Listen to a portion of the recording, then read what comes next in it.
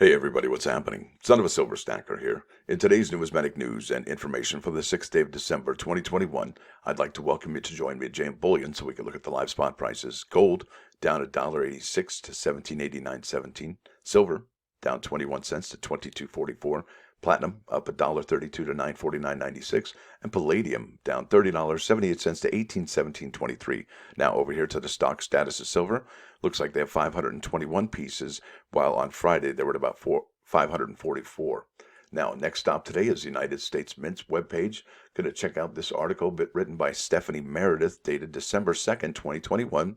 And I found it by going U.S. Mint News Inside the Mint, and then the name of the article is American Women Quarters Program receives 11,000 public recommendations. And when this first came out over the course of last summer or early this year, we did post a story about this and had a link so that you could make a recommendation. So if yours did get in there and they do end up minting that, congratulations.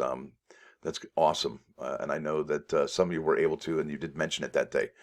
Now, it says next year, and starting, I guess, in January, the U.S. Mint will release circulating quarters honoring Maya Angelou, Dr. Sally Ride, Wilma Mankiller, Nina Otero Warren, and Anna Mae Wong. The new American Women's Quarters Program is a 4-year series celebrating the contributions American women have made to this country. Starting in 2022 and continuing through 2025, the Mint will release up to 5 quarters each year honoring a different woman. The Mint selects these honorees through a process specified in the Circulating Collectible Coin Redesign Act of 2020, Public Law 116-330. Now, this is going to be amazing. I think this is going to be something quite special. And it's like, it's what, a 4-year program? Okay, up to 5 per year. I mean, that really doesn't leave that many honorees to speak of.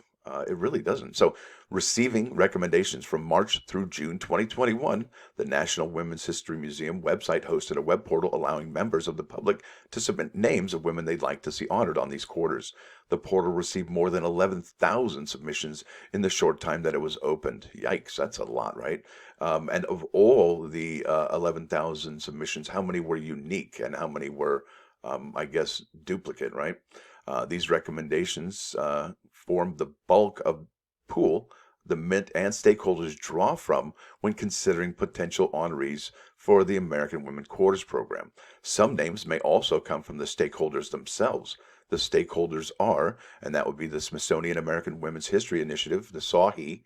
Then you have the National Women's History Museum, I call that, Newham? And then Congressional Bipartisan Women's Caucus. Now here's how they narrow down the honorees. The next step is to narrow down the list by verifying that the submissions meet the requirements in the law and eliminating duplicate submissions. The public law says that the quarters may feature women with contributions from a variety of fields, including but not limited to suffrage, civil rights, abolition, government, humanities, space, science, and the arts. Imagine sports, entertainment, that could be arts, maybe even communication. There's a lot of different things here. The women honored will be from ethnically, racially, and geographically diverse backgrounds. And I imagine you could enter religious and economic diversity to that group as well. Over the course of the American Women Quarters Program, the Mint will meet with the SAWHI and the Newham to decide on potential honorees. The women are evaluated on, there's 3 bullet points here, how much of an impact their contribution made to our country. Second bullet point, the degree to which they have been under-recognized for their contribution. I think that's probably one of the greatest potential things that could happen is that we do recognize somebody who is under-recognized and have a new hero come out of this, or heroine, right? Heroine? I don't know. Either way, we could have a new national hero come out to the forefront. Wouldn't that be something? And make a movie about it, maybe. The diversity in terms of the women's achievements and their backgrounds. This is great, folks. I mean, this is really has a lot of kinetic going on here, a lot of cool potential. As long as they do it in an upright way, I think that'd be cool.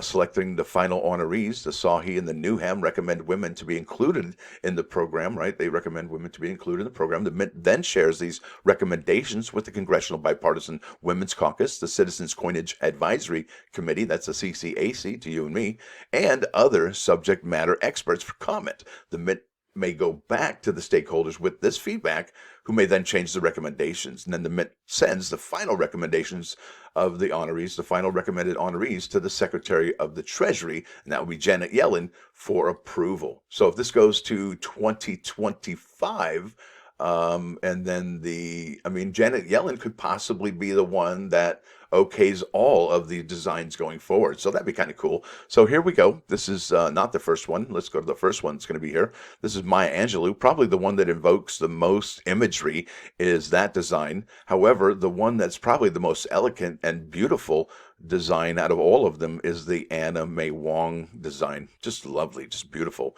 And these are the 5 quarters, and Maya Angelou, Dr. Sally Ride, Wilma Mankiller, Nina Otero Warren, and Anna May Wong. And it says these honorees were chosen before the public portal opened to allow time to approve the designs.